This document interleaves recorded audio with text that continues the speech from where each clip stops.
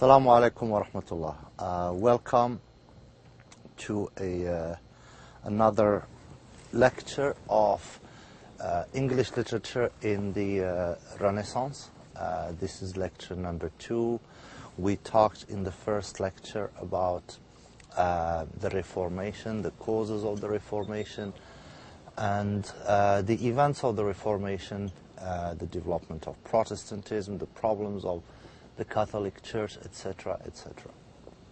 In the second lecture, we will talk about trade and explorations. One of the biggest events in that contributed to the development of Renaissance literature and Renaissance culture in general was trade and exploration. And this is important because it brought tremendous wealth to Europe. European countries all of a sudden became wealthy and became in control of some of the major trade routes in the world.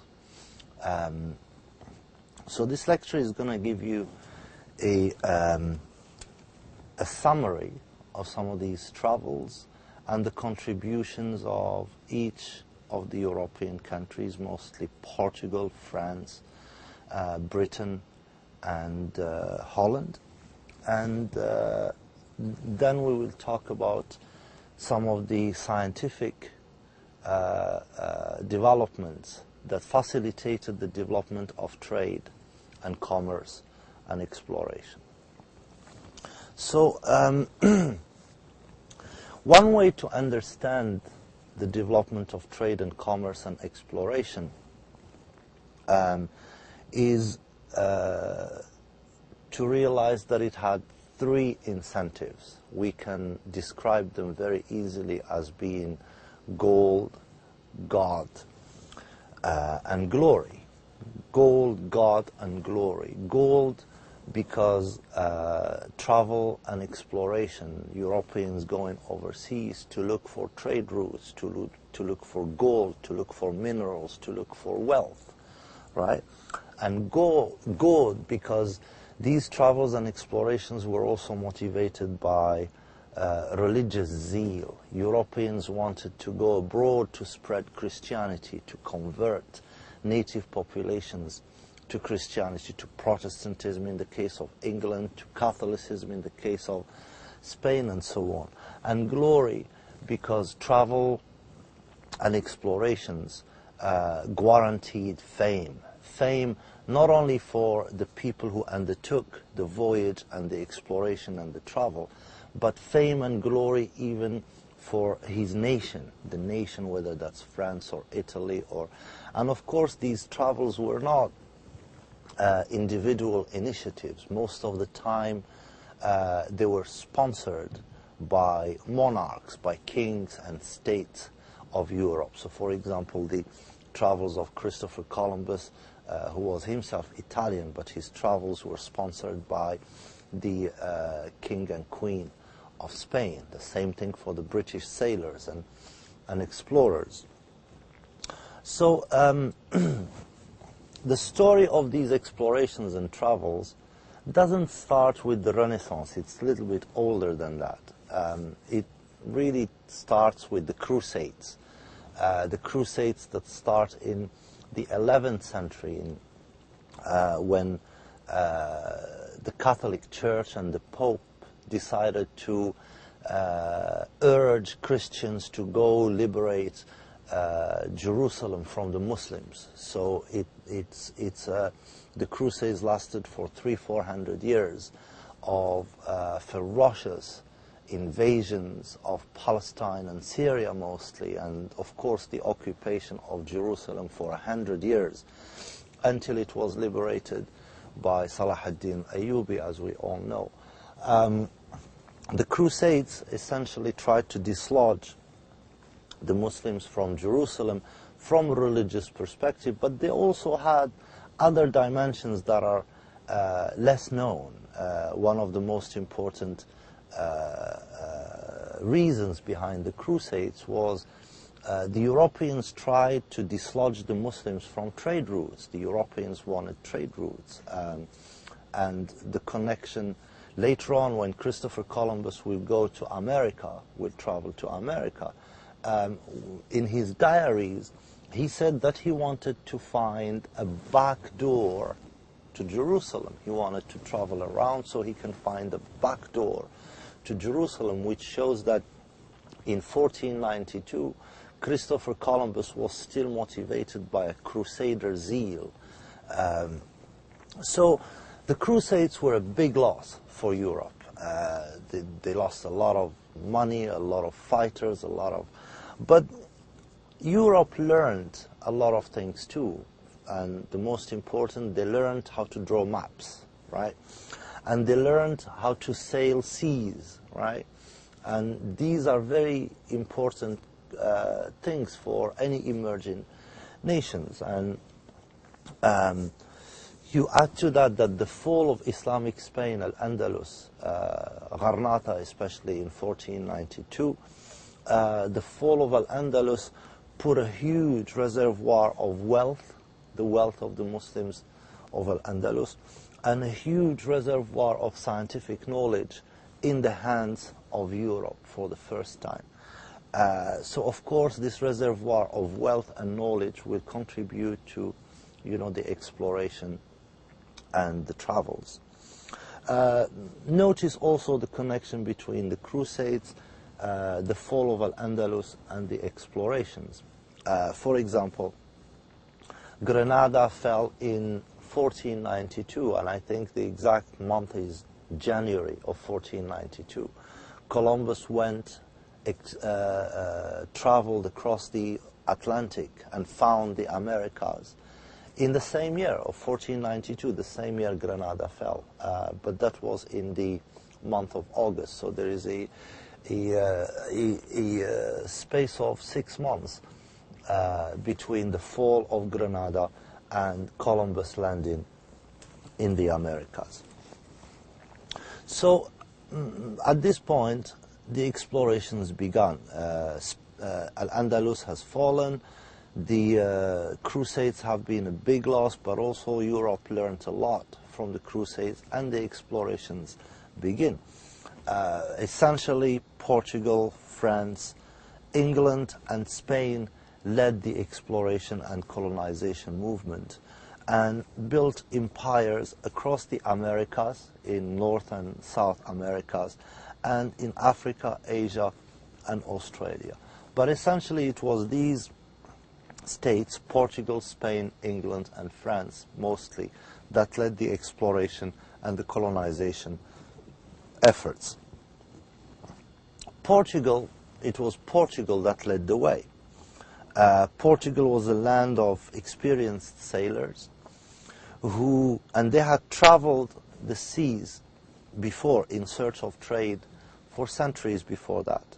The Portuguese monarch, like Prince Henry the Navigator, he's named the Navigator because of his contribution to exploration work. Monarchs like Prince Henry the Navigator understood very quickly and early on their country's dependence on the sea, right? They depend on the sea. That's where they get their income from. And they eagerly financed exploration and exploration ventures. So very briefly, I want to talk about Portugal and Portugal's experience. The Portuguese first explored the west coast of Africa, right? This is the west coast of Africa, and established trade in gold and slave there. So they started looking for gold and buying slaves on the west coast of Africa. Perhaps the most important Portuguese explorer is Vasco de Gama. In 1497, Vasco de Gama sailed around the Cape of Good Hope. The Cape of Good Hope, it's the southern tip of Africa. It's the southern, most southern point of Africa, where South Africa is today. So he sailed around it and continued all the way to India. Vasco de Gama and his crew, they were the first Europeans to find the route to India through the sea. Nobody did it before. Nobody managed to go to India exclusively using sea routes. So Vasco de Gama was the first one, and he essentially went from Portugal, sailed on the coast of West Africa to the southern point of Africa, and then all the way to India. This was very beneficial for Portugal, and it opened Portugal's appetite for further exploration. So then the Portuguese established settlements in Brazil and South America, and essentially looking also for gold and sugar. Portugal was more interested in trade than in taking over land. The Portuguese were not interested in keeping land. They were interested in trade, in finding routes. The land, they didn't want to sit and take care of it or control the native populations. By 1600, Portugal had established trading posts in important coastal areas of Africa and Asia. So in all the important spots on the coast of Africa and Asia, Portugal had very important trading posts already there. And it was very fast becoming the wealthiest and most powerful European nation. Except that Spain was also not far behind. Spain was a very fierce competitor for Portugal. Spain's exploration effort was led by an Italian explorer, the famous Christopher Columbus. In 1492, Columbus reached the Caribbean island, just off the coast of the Americas. He wasn't looking for America. He didn't know about America. Europe didn't know there was a continent behind the Atlantic. Columbus was looking for a route to Asia. He wanted to reach Asia, which was east of Europe, but he wanted to reach it going west. He accidentally found America while looking for essentially a western route to Asia. And of course, Columbus's voyage were a very important turning point in modern history. In 1510, Spain financed the voyage of Portuguese explorer Ferdinand Magellan. Magellan headed south and west, rounding the tip of South America and finally reaching the Philippines after 18 months at sea. So now not only the Europeans have gone south of Africa and circumvented Africa and went all the way to India, but they have done it on the other direction too, by going all the way to southern America and circumventing the southern tip of Southern America and going to the other side to the Philippines. So you can see that the world is becoming small. There is no areas that are difficult to sail, or there's no obstacles anymore in terms of movement, mobility. Europeans can move east or west and very easily. Magellan died there. He died there. But his crew returned home to Spain after circumventing the entire world and proving that the earth was round. This is the point when it was completely proven that the earth was round. It wasn't flat, it was round, because you can go from one side and turn around and come back to your starting point.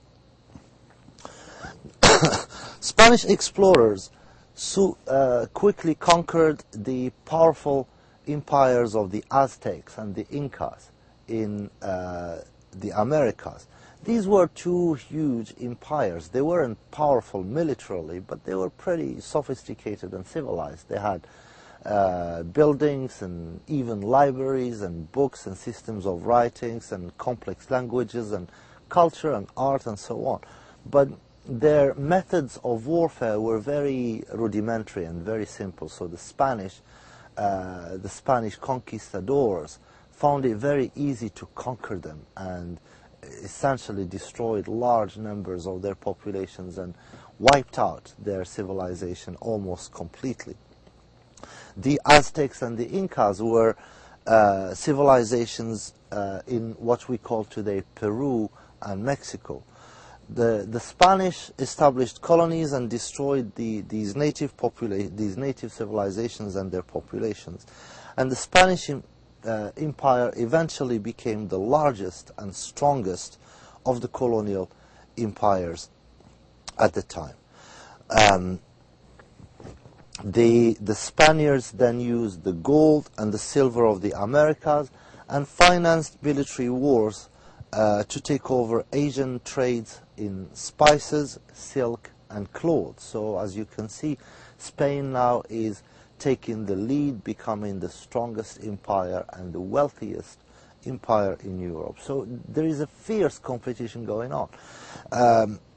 Also, one thing that was very important and central to the Spanish work of exploration was religion. The Spaniards were very keen on spreading the Catholic religion to the areas that they were conquering. I mean, in terms of the claims, there is a lot of stress on religion, but even when you look at the details, very often the Spaniards had no pity on the populations that they controlled, and even if they converted to Christianity, they still most of the time were wiped out and killed using all sorts of methods of warfare that were devastating at the time. At this point, Spain is the biggest empire in Europe. The English and the French are still, still making baby steps trying to catch up with the Spaniards. The English, to begin their exploration and colonization and efforts, they started close to home. They started by invading Ireland in the 1500s. In Ireland, the English learned to send expeditions there. They developed a working relationship between the various wealthy noblemen in England who had the wealth and the military power to send men abroad, and the Queen of England at the time, Elizabeth. So the Queen would consent to send in various expeditions to Ireland, and they practiced essentially colonialism in Ireland throughout the 1500s. In the 16th and 1700s, the English established tobacco plantations in the Caribbean and in the Caribbean islands. So they started with tobacco plantations, and they established colonies along the Atlantic coast of North America. So this is the east coast of America today. The English started by building the Jamestown colony there in the Jamestown plantation on the east coast, and tobacco plantations in the Caribbean. The colonists, the English colonists, were a mix of religious Puritans and pirates and mercenaries. In the 1600s, England chartered the East India Company. And this is a very important method that the European states and European countries used. They would charter a company. For the English, it was the East India Company, to trade in the East Indies, that's India and Southeast Asia. And soon the East India Company established a colonial presence in India. India eventually came under British rule in 1858. But the East India Company was not just a trading company. At some point it governed India and administered India and constituted the de facto government of India. England first explored Australia in the 1600s and established a strong colonial presence there in the late 1700s, after American colonies became independent. So once they lost the American colonies, the English went to explore in Australia. Also, something about the East India Company, it shows how the colonization and exploration effort was not simply a state effort. Most of the time it was wealthy, rich individuals who had the wealth, the money, and the military force. They had fighting men, right? And they could mobilize, for example, 30 ships or 15 ships with fighters and everything. And the government would give them a charter. For example, the King of England gave the Puritans a charter to go colonize North America. And this is how the colonization of North America started. These wealthy men would, pull resources together, 5, 10, 20, 30 of them. They would pull their money together and bring their fighters and forces together, and then the state, the government, would give them a charter permission to go colonize one part of the world or another. At this point, only the French are left behind. The French settled in North America after French explorer Samuel de Champlain. Samuel de Champlain founded the colony of Quebec in today's Canada. So immediately after Samuel de Champlain founded the colony of Quebec, the French started further settlement in North America. Quebec was established as a trading post, essentially a post where, it would be a trading post. They would bring merchandise there, they would ship it back to Europe, and then merchandise would come from Europe, and it would land there, and it would be distributed to other areas of the continent. So that would be, Quebec was a trading post, and from there, further colonization was undertaken. They moved after that down the Mississippi River and claimed the central part of what we call today of the United States, where the United States is today. The French controlled most of the central part of the United States. At this point, there is a rise of what we call mercantilism. Mercantile empires. They're empires that trade, right? This is a time before there was industry, before there was most of the economies is based on buying and selling, or growing products, tobacco, cotton, and so on, in one place of the world and selling them in another place of the world. So almost the trade of the world is based on mercantilism. But this mercantilism has developed hugely, tremendously, that there is, fast and complex products being moved east and west at a fast speed. Most of the time, it was the government that sponsored the ventures. The governments would sponsor them, but private partnerships, there would be private individuals that would join their efforts together. They would begin, it's what was called joint stock companies, joint stock. They would join their effort together and create a joint stock company, and the government would sponsor the effort. The reason behind it is that when you pool money together, there is limited liability. It's not just one person who's going to lose everything, but if there is like 30 wealthy individuals who contribute to a mercantile effort or colonization effort, if they lose, then the loss could be divided among the 20, 25, or 30 people, so it would have less of an impact.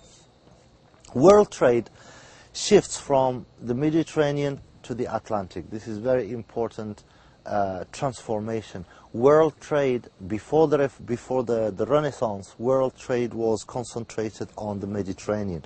The Mediterranean was the economic center of the world. With these explorations and mercantilism, world trade shifts from the Mediterranean into the Atlantic. Now it's the Atlantic that becomes the focus of the international trade. Nations now base their wealth, they count and calculate their wealth on the gold and silver that they have. And it's mostly acquired through mining or through trade.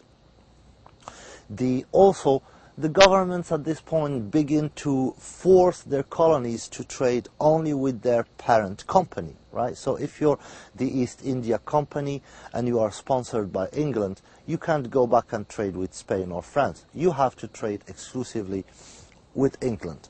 And the same thing for the raw material. All the raw material that you get from these colonies, whether it's cotton, whether it's tobacco, whether if you're an English company, you can't take this raw material and sell it in France. You have to take it back to England.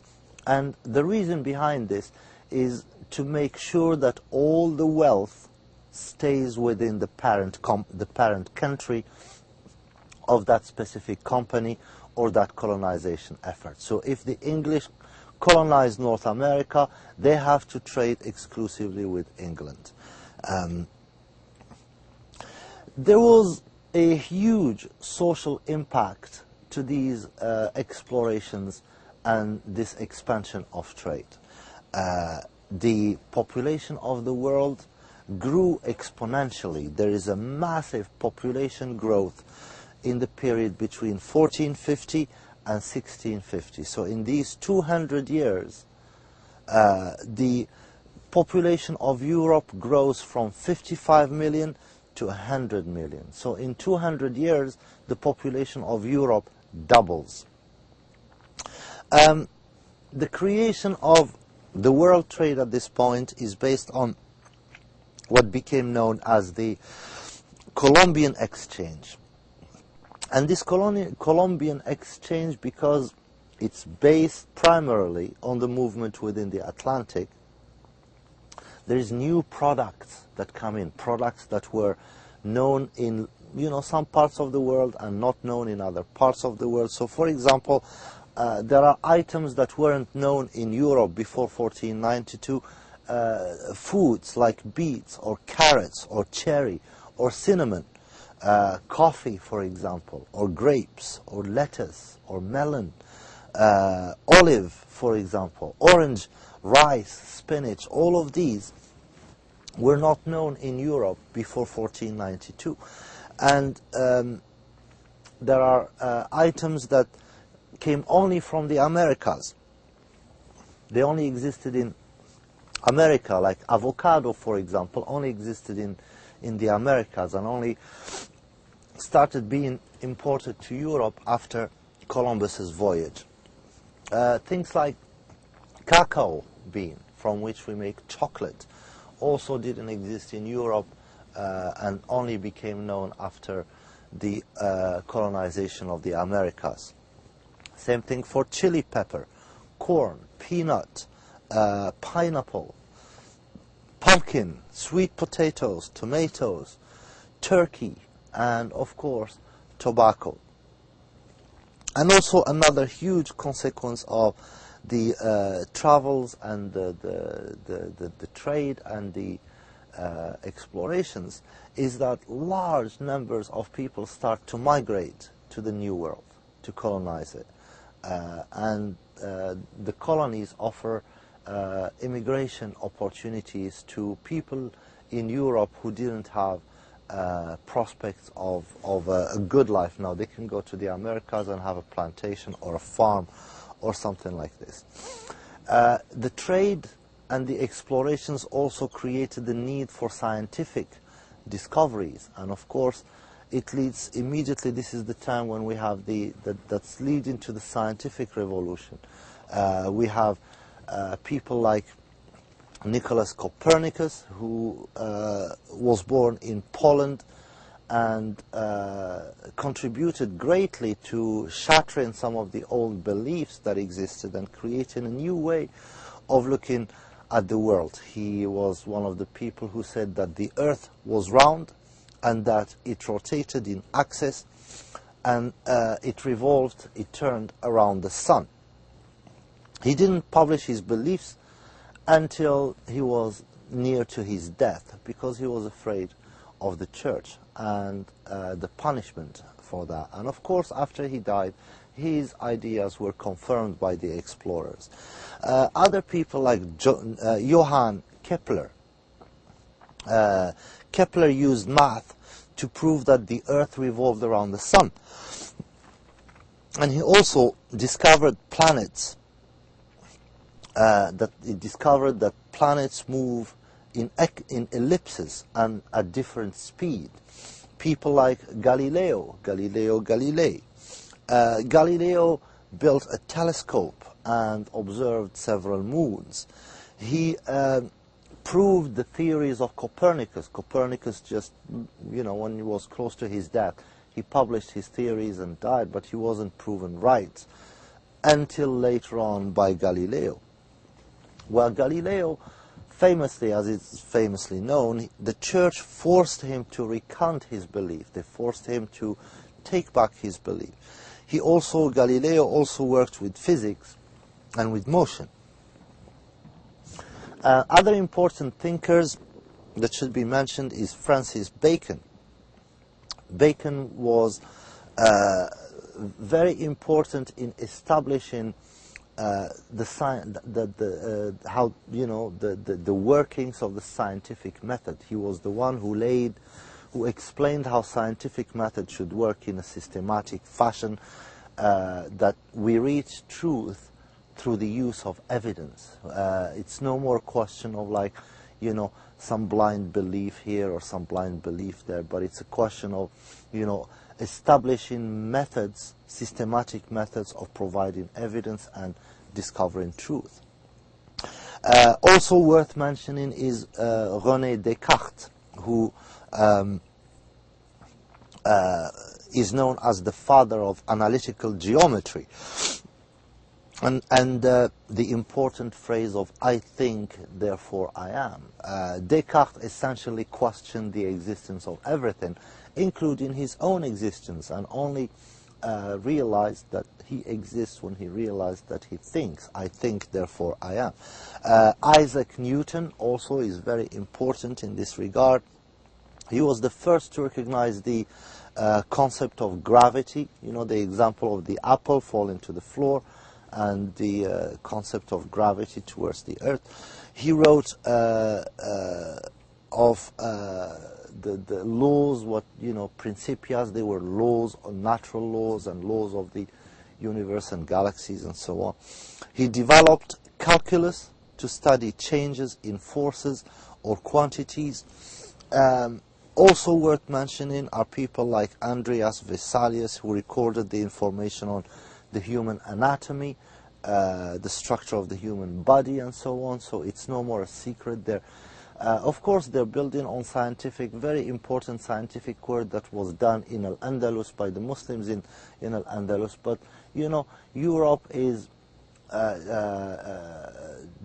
developing these methods and internalizing them in the sense that they are using them in organizing their own societies now. People like Robert Hooke, he used the microscope to study the body and discovered cells. As you can see, the Renaissance was the result, the culture of the Renaissance was the result of economic and scientific developments. These economic developments were the result of wars, essentially, the Crusades and the fall of Islamic Spain, Al-Andalus. So these wars brought wealth, and the wealth was invested in exploration, in further exploration, and travels, which these travels allowed Europe to gain trade routes, to gain control of trade routes, establish colonies, develop trade, build wealth, and the wealth, of course, created a culture of riches, a culture that produced the literature, the art, and the poetry that we will be talking about in the coming lectures. So we have to remember that the Renaissance did not usher in only an age of exploration and travels and literature only. We have to remember that there is winners and there is losers. So the travels and explorations and the scientific age also had losers, and these were these civilizations and the populations whose culture and civilization was destroyed by European travels and explorations. Many nations were destroyed in the areas that came under European control. Some, like the Mayans or the Incas, were very sophisticated communities. They had libraries and books and writings and knowledge and organized system of governance and so on. But they didn't have a system of military defense. So when the Europeans came, although the Europeans were small in number, they had firearms, they had cannons, and in front of these poor populations could not last. The Renaissance also brought in these explorations and international slave trade, also brought in the age of the international slave trade. And millions of Africans were kidnapped, kidnapped in Africa and taken to plantations in the Americas, where they were forced into bondage and servitude. Of course, the impact is not just on the people that are being kidnapped and taken to the Americas. The slave trade impacted Africa in a way that we still see today. It emptied Africa of its population. It created a race for weapons among the tribes on the west coast of Africa, because it became trading in captives became a source of money. So a lot of tribes on the west coast of Africa started raiding each other, taking captives to sell them to the Europeans. And the Europeans would only trade in captives. So for example, if you're an African tribe on the west coast of Africa and all you want is to buy some guns from the Europeans, well, the only money that the Europeans would accept for these guns would be captives. Even if you come and say, well, look, I have money, can I buy some of your guns? They would say, no, you can only buy these guns with captives. So the Europeans fueled the wars between the African tribes, and those wars fueled the slave trade. We shouldn't also forget that mercantilism and this new mercantile world order is laying the foundation of the modern capitalist system, which will get its second huge boost with the scientific and the industrial revolutions. There is also very important this is also the age where new and devastating methods of war are being tried and become, widespread at this point. Methods of warfare that are far more devastating and destructive than anything humanity had ever seen before. So the literature of the Renaissance that we will be discussing in the coming lectures did not appear simply because some people were creative and wrote some interesting and beautiful poems or plays, but it was the literature and the arts and the culture of the Renaissance came about because new socio-economic realities, new military realities, new political realities brought with it new cultures and new ways to look at the world and new ways to think and organize and communicate. This is all we have for this session. Thank you so much for paying attention, and I will see you in our next lecture. Wassalamu alaikum wa rahmatullah.